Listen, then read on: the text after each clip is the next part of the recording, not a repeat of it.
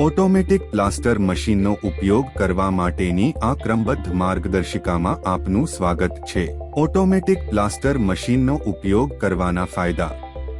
Automatic plaster machine, જેને rendering machine પણ કહેવાય છે, તે બાંધકામમાં મેન્યુઅલ પદ્ધતિઓની તુલનામાં સ્વચાલન કરીને અને ખર્ચ ઘટાડીને પ્લાસ્ટર અથવા મોર્ટારને ઝડપથી સપાટી પર લાગુ કરે છે। ઓટોમેટિક પ્લેટર મશીનના ભાગો। હોપર શુષ્ક સિમેન્ટ મિશ્રણ ધરાવે છે। સ્પ્રે ગન ગ્રાઉટ લાગુ કરે છે। હાઈ પ્રેશર ગેજ દબાણ માપે છે। નોઝલ ગ્રાઉટ સ્પ્રેને નિયંત્રિત કરે છે। ઇલેક્ટ્રિકલ બોક્સ વિદ્યુત ઘટકો ધરાવે છે। ટૂલ બોક્સ વૈકલ્પિક સાધનો સ્ટોર કરે છે। પાવર લાઇન વીજળીનો પુરવઠો પૂરો પાડે છે। પિસ્ટન વૈકલ્પિક સંકુચિત હવાને લેબલ ન કરી હોઈ શકે। પ્રેશર રિલીફ પાઇપ દબાણ મુક્ત કરે છે। Air compressor inlet pipe. Power drill. સમાન સાધન સાથે સરખામણી।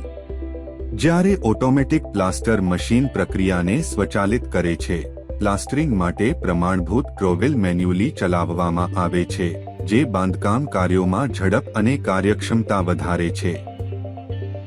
અનુસરવા માટેની સલામતી સાવચેતીઓ। સલામતી ચશ્મા અથવા ફેસ શિલ્ડ। સલામતી કાન સંરક્ષણ।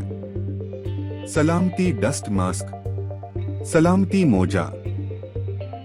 નુકસાનની તપાસ કરવા માટે સલામતી શૂઝ। ટૂલનો ઉપયોગ કેવી રીતે કરવો?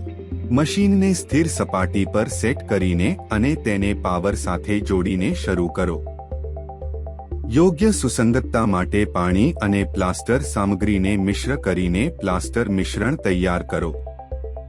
તૈયાર પ્લાસ્ટર મિશ્રણને તેના હોપરમાં ઓવરફિલિંગ કર્યા વગર રેડીને મશીનને લોડ કરો।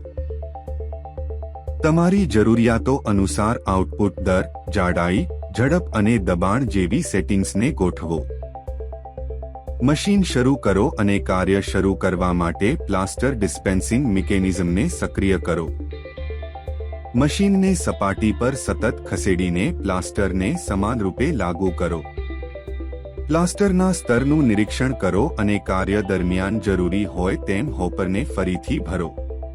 ઉપયોગ કર્યા પછી મશીન બંધ કરો। જાળવણી ટિપ્સ। ઉપયોગ કર્યા બાદ સાફ કરો। ફરતા ભાગોનું ઊંજણ કરો। ઘસાયેલા ભાગોને બદલો। સૂકી, સુરક્ષિત જગ્યાએ સંગ્રહ કરો। આભાર।